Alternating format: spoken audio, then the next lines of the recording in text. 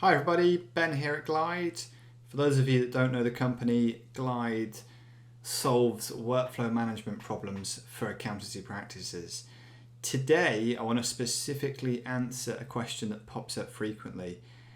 If we are providing accounts and CT services, but those services are being completed by different members of staff or different teams or different departments, how do we keep that all nice and in sync and kind of provide the overall service in a client-friendly fashion? It's something that comes up a lot when we're implementing Glide systems, and there is a very sort of set answer to that as I see it. So I'm going to share that with you right now.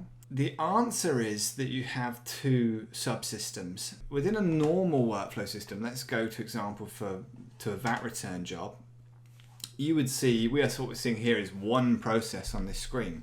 We have one current stage, one or multiple buttons to move on, one list of stages, one of everything basically. And the way to solve this accounting and corporate tax problem is to have two things on the one screen.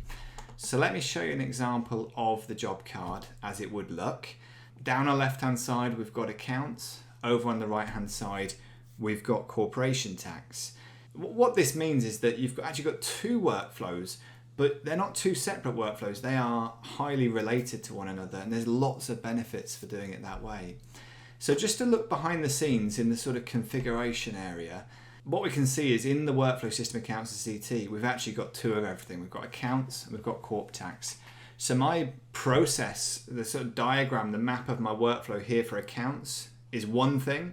That's going to control everything going on the left-hand side of the screen. And then separately, I have a corporation tax one, typically a little bit more linear and straightforward. That's governing what's going on my right-hand side of the screen. Of course, you can lay out your screens differently and you can have different colors. You don't have to have this green and sort of unusual orange looking color here. So what are the benefits of doing it this way?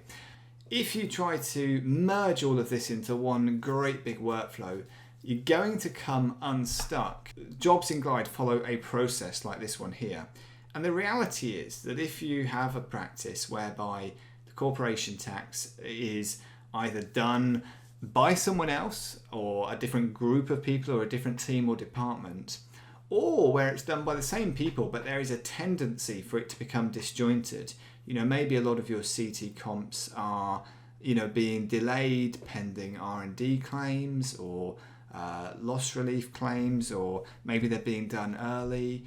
Maybe you have some clients that you only do accounts or you only do CT. Any of those reasons, you cannot squeeze that all into one process, not a proper process.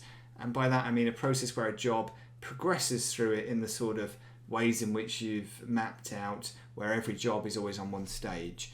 This is a luxury for people that will always complete accounts and CT together. It'll be prepared by one person at the same time. Whoever's reviewing it will review both bits. When you send it to the client or put it in the portal, it's both bits. So if your firm's process is such that you're always doing it together, you don't need to watch this video pretty much. This video is for people that actually have a disjointed accounts and CT, and they want to kind of glue that back together. So, okay, we've got two processes. How does that benefit us then? Well, as we've already seen on the job card, it's like we've got two jobs, but they're both there. So they each have their own stages. So my current stage here on accounts is awaiting info. Over on corporate tax, my current stage is accounts prep still in progress. And we can see that terminology coming out of our diagrams here. So we're on this stage here in our accounts, and on the CT my job's on the first one. So we've got our own stages. As we can see, they've got their own steps to progress through the workflow. We have created a dedicated process for accounts and for CT. Everything else that then sits on top of that is, of course, again, specific to one or the other. So any workflow actions that might be triggered when you progress down these different steps, they are specific. The job holder, you have a job holder for accounts, a job holder for CT. So at exactly the same time, one member of staff or one team might be progressing the accounts, and a totally different team are holding on to the CT job. Any of our email or SMS automation, again, is sort of triggered by and in relation to one or the other, although your templates can merge information in from both, which is nice. Dashboards, dashboards, it gives you loads of options to add all important detail to your dashboard. So I've actually set up 3 example dashboards here. I've got one called Accounts CT, one called Accounts, and one called CT, just to demonstrate a couple of different ways in which you might do that. So the Accounts and CT one sort of mirrors my job card in that I've put everything to do with accounts down the left and everything to do with CT over on the right, and I've thrown in a couple of graphs because they look nice. But as we can see, one of the core really important widgets in Glide is the stage progress monitor. What that does is it picks up on your stages, so that's any of these blue things you've configured here, and it's going to tell you how many jobs you've got at each stage. So on my left I've got that for accounts, and on my right I've got it for corp tax. I've then got jobs held, okay, I'm currently holding none, but I've got my jobs held for accounts on the left, jobs held for CT on the right, and we've got the deadline monitor down here. That one actually pulls it all together. But you don't have to mix it all into one dashboard. Here's an example of a dedicated accounts dashboard. Now this would be something that you might save as a template and share with an accounts team. If an accounts team had no sort of interest in the CT process whatsoever, then just set them up with an accounts dashboard. They don't need to see the CT stuff. So we've gone into a bit more detail here. We've got our stage progress monitor again. We've got the group progress monitor, the slightly more sort of big picture one. I've got some target date widgets here. I've got the deadline monitor, jobs linked, jobs held. And of course, the same is absolutely true of CT. For people working in that CT department, give them a widget that's totally dedicated to their part of the work. CT progress monitor widgets, jobs held, jobs linked. I mean, having said that, which approach do we recommend?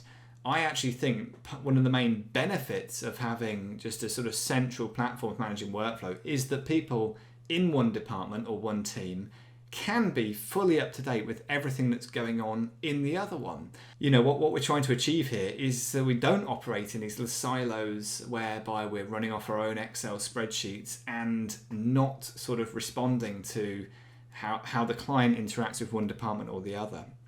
So for example, on my job card here, if the client phones in and says, look, we really need CT comp by a certain date, a member of the accounts team could make that as a comment, could manually change a target date or set a task, so on and so forth.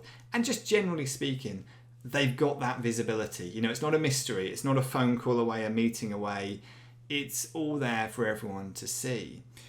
So lots of the benefits are they have their own this, they have their own that. But you could achieve all of that just by having 2 workflow systems. So why do we make this recommendation to have them on the one job card?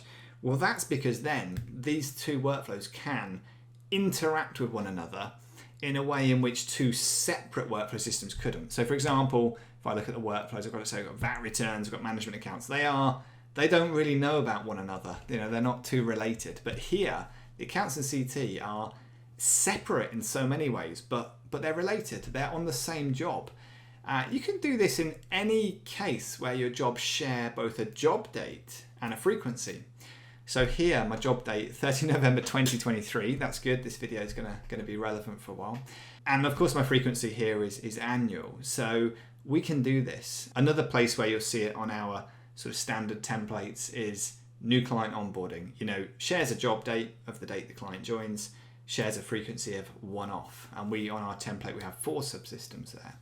But what sorts of things can you do? Well, to name a few, your workflow actions can interact. So for example, we could say block CT progress, don't let them do anything, block it until such a time as the accounts have been drafted or reviewed. Okay. We can also automatically progress one when the other reaches a certain point. So we might say, let's just get this on a bit. We might say, there we go. We might say when the job's passed for review or when it's okay to send finals, we might automatically progress our CT. That could move it on from a stage 1 that is almost like a holding stage for jobs that team or department can't really look at yet.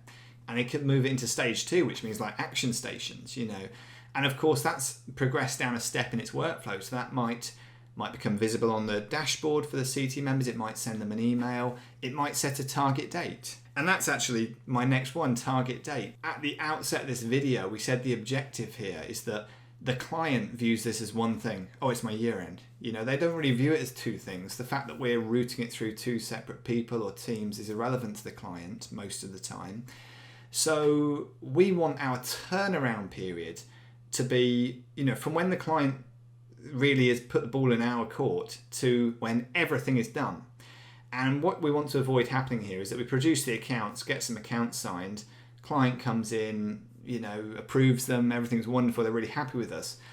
And then we just forget to get the CT finalised. So actually, you know, we remember about it just before the deadline and have to contact the client again. We've kind of built up some great client service and client goodwill and then sort of thrown that out the window a bit later on in the process. So to be honest, that doesn't tend to happen where you've got this set up anyway. There's way too much visibility over jobs on the dashboard to let that happen.